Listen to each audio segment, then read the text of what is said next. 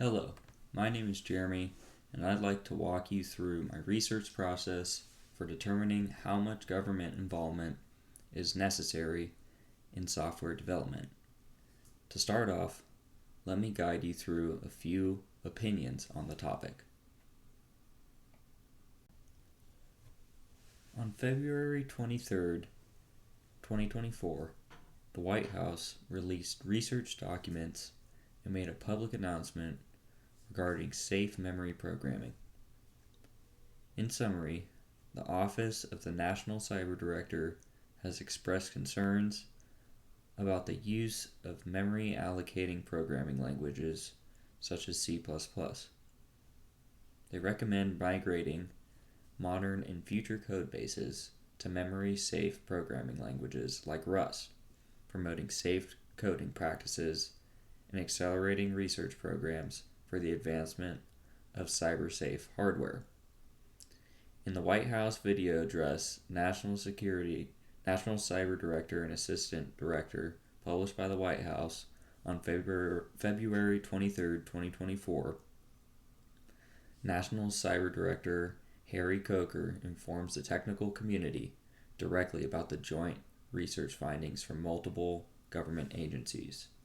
Here's a look at that video.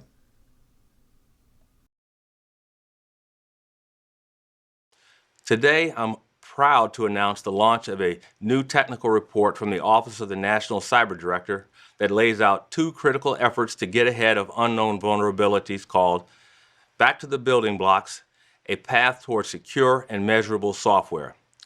First, in order to eliminate entire classes of vulnerabilities at scale, hardware and software creators can better secure the building blocks of cyberspace. This report identifies memory safety bugs as the first class of vulnerability to eliminate, and it focuses on the programming language as a primary building block, exploring hardware architecture and formal methods as complementary approaches to achieve similar outcomes. Second, to establish accurate cybersecurity quality metrics, the research community must address the hard and complex research problem of software measurability. This month, we began work with the National Academies of Science to revisit the Cyber Hard Problems list to engage the research community. We must first advance the science of measurement itself. Only then can we accelerate market forces to improve cybersecurity quality across the ecosystem. The report, written by our office with input from leaders in the private sector and technical community, champions the President's bold vision outlined in the National Cybersecurity Strategy. It also aligns with work being done by our great partners at the Cybersecurity and Infrastructure Security Agency, CISA, and their efforts to have products built secure by design. Bringing these ideas to fruition cannot be accomplished by government action alone. The effort before us, like many in our past, requires a recognition that America is at its best when we work together. While this report sparked significant attention in the media, it highlights a pressing need for measures to tackle cybersecurity issues in software development. The necessity of addressing these issues calls for collaborative efforts between the government and the software community. The reaction from the media to this event also prompted several leaders in the software community to engage through conferences and public acknowledgments. Bjorn Stradstrup, the original creator of the C++ programming language, spoke at the annual CPPCon conference on November 24, 2023. In his talk, featured in the YouTube video Delivering Safe C++, Bjorn Stradstrup, CPPCon 2023, posted by CPPCon on the same day, Stradstrup discussed key elements that contribute to the safety of a programming language. Here's a look at that video. One of the reasons there's so much talk about safety is that parts of the US government started going on about safety, which is quite reasonable, but they're talking about the whole community, which may or may not be true, and they're talking about the mythical language C++, which I have something to say about. To give context, C and C++ programming languages are foundational to much of modern technology. Bjarne uses these facts to further his discussion on areas of improvement that were not considered in the White House report. If you want to attack something, you always attack the weakest link. I was told, how do you avoid getting your car stolen at Newark Airport? The answer is park next to a nicer car. So what I'm pointing out, I'm talking about type safety and memory safety and things like that. But don't confuse it with security. Security is a system property. And the system involves computers, people, storage areas, physical things, lots of stuff. I'm not talking about all of that, but remember it if somebody comes and screams security because you could have a bug in your program. Languages are not safe, like that thing of writing less than instead of greater than such. And all safe general purpose languages have escape clauses. You have to access hardware resources. You have to improve efficiency of key abstractions. Doing a safe linked list implementation is very, very hard if you want it to be verified safe. I think we're up against a holding problem, but let's say it's just close to impossible. So there's things that we want to do, and we have to use the techniques that are not verifiably safe. And then you have trusted code segments that works. Those are trouble spots, of course, but also libraries, code written under less strict rules. You have to call something. How about the operating system? That's written in C. You can't verify the operating system for that reason. It's far too complicated. And often the escape clause is C++, so we can't just close all unsafe areas. Being safe where it matters, having it guaranteed where it matters, and preferably by default is really good. And so pointing out that you can't get absolute safety is not an excuse for ignoring safety issues. It is an argument for focusing our efforts to where we can actually make progress. The essence of his presentation describes various areas of growth, such as type and resource safety, memory safety, error handling, and he defines security in a much more meaningful way. The difference between C++ and other languages is that programmers can directly allocate and deallocate memory for data types. This gives C++ programmers a very structured and explicit way to program. The problem is that memory leaks occur when memory is allocated but not deallocated, or any other combination of memory not having an explicit opening and closing. Moreover, C++ is a compiled programming language, and compilers are not trained to catch errors with memory leaks because allocated memory data is created during runtime in a container called the heap. It is not entirely justifiable to suggest by means of national address and media that this issue has any perfect solution. Therefore, the question of government involvement in the software development community remains open-ended. I'd like to take some time now to show in an informal code-along some of the issues with the C++ language. To start off, I'll first add some boilerplate C++ code that is traditional among many programs. So if you can imagine this like a catalog of functionality in the language, IOStream contains different functions that pertain to the programming language. First, I'll start off by explaining data types So if you could think about math class, maybe you'd see something like x plus y equals z, or if x equals 2 and y equals 3, x plus y equals 5.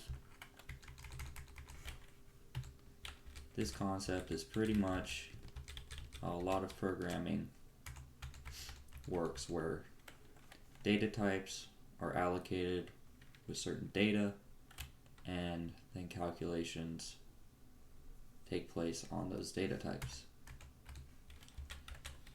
So one of the biggest problems with C++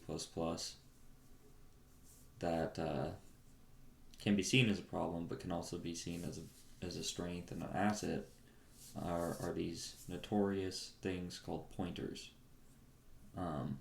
Basically what a pointer is it's a reserved part of a computer's memory that when you create one in a program, it is created during runtime, which is different than compile time, but that's a little bit in the weeds there. So I'll just show you how to create a pointer. So typically you would just start off with something like this, and because a pointer is a location in memory, it wouldn't make any sense to give it like a value. Typically when you create a pointer, the safest practice is to first set it to what's called null pointer, and this just tells the compiler that x has been added to the stack, and it'll when the program is being run, it'll see that and it'll wait for x to be initialized. So right now, if we do something like, if we want to, let's say we want to see the value of x.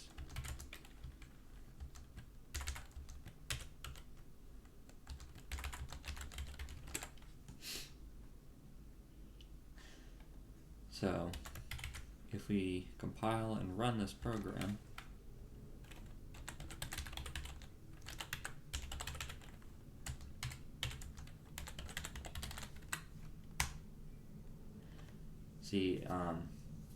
so usually if something was wrong with a program, like for instance, if I get rid of this semicolon, it's going to tell me, it's going to give me a big old error message and say, hey, look, you forgot a semicolon here.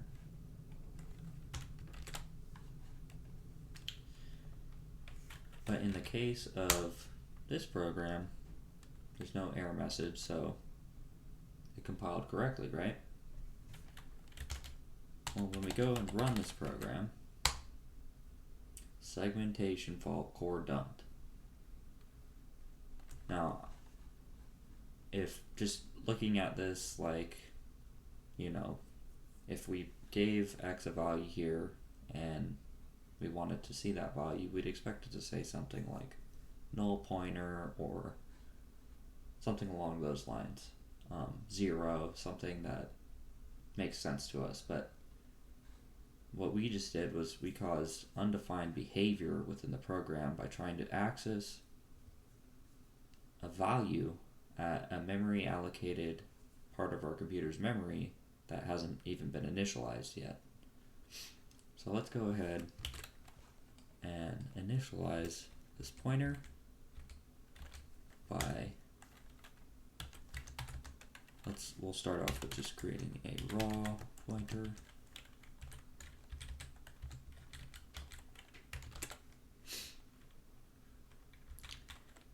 And now, when we run this program, value of x equals 0. So the program ran the way that we intended it to. Another common problem with memory allocation in C++ is the absence of deleting or deallocating memory at the end of the program, which I've done here. I've allocated memory by creating a new integer with a value, but I didn't explicitly delete x. And if you go back to what I was saying earlier, the program compiled and it actually gave me what I wanted, but had no mention of there being an error or something wrong because I didn't explicitly deallocate the memory, which is what you're supposed to do. Instead, it ran the program and it ran fine. If I didn't have a terminal or didn't have the code present, I wouldn't have noticed anything different. For instance, like a application or a browser, if something like this were to happen, I wouldn't have been able to even notice, and therefore I just created what's called a memory leak. So now that I've added that delete, that explicit delete, if I go ahead and compile and run the code again, it gives the same intended result, but this time I know that the memory was deallocated, and yet again there was no achievement or error code or anything. It just ran the same way that it did before. So another example that I'd like to show you guys. This is gonna seem like a lot of jargon here, but it's pretty simple. So basically think of like a class as an object that contains members, data members and functions. And basically what I'm going to do is create the class resource and give it what's called a constructor, which initializes the class whenever I initialize it in my main program.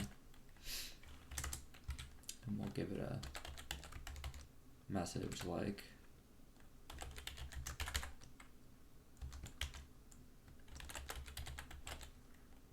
resource acquired.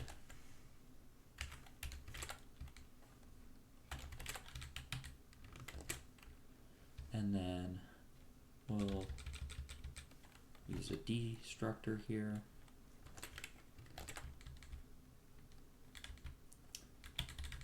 With a message like resource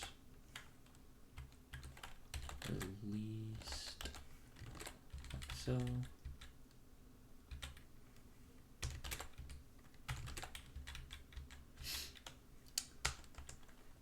So before, when I created a integer pointer type, I said int pointer. This time I'm going to use the class resource and create a resource type pointer called pointer.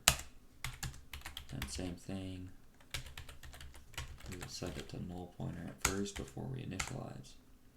So another common problem that occurs a lot in programs is there's a concept called error handling,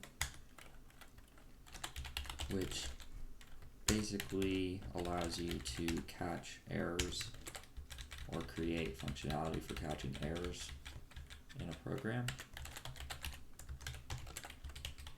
And usually what it looks like is there's something called a try block and a catch block. So you try something, you throw an error, and then you catch that error.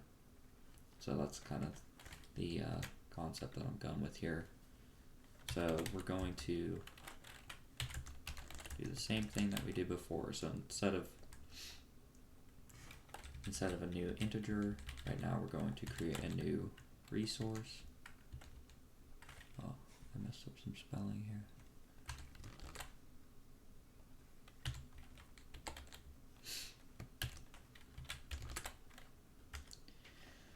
And let's just say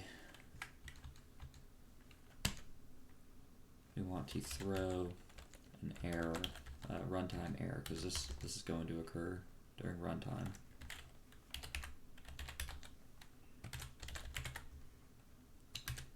We'll just say something went wrong.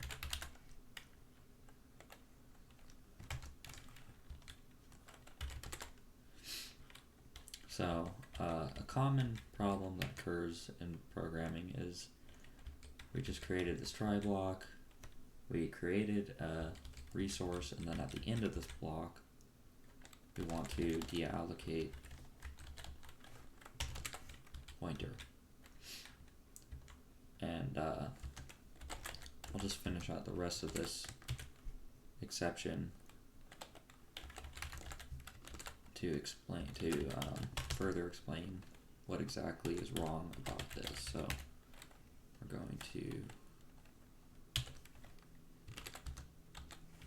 create an exception, cd, I'll say caught exception.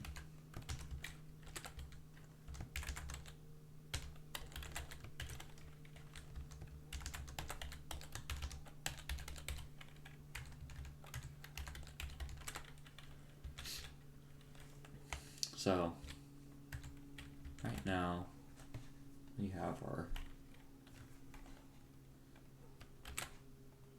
program all ready to go. So we'll go ahead and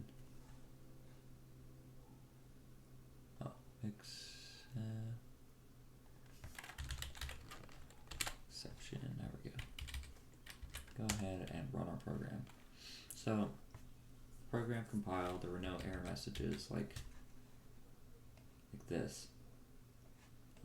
It just came up and did what it was supposed to do.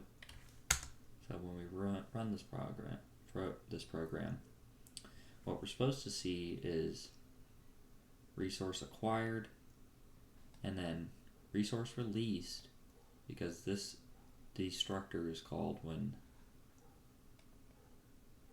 pointer is deleted, but it was never called. And what's wrong here is this statement throw basically skips right over this delete statement and goes to the catch. So we wrote down delete pointer here, but the problem is that it just jumps from here and jumps right over that. So we're not actually deallocating the memory for PTR here. So a common fix for this is just to have like a conditional statement. And really this could be anywhere. This could be before the throw. The only thing is it cannot be after the throw statement here. But it could be before the throw or in the catch statement or down below. I'm going to put it right before the throw statement.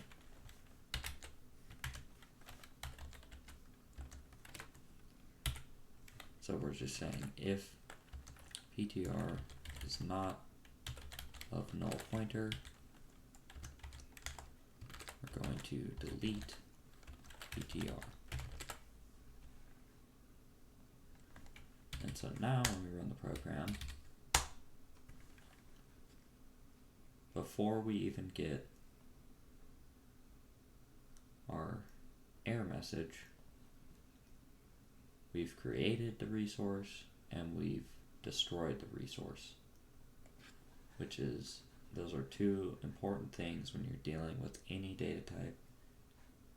When you're dealing with pointers, you want to create and destroy them within the program. So thank you for watching, and that's all.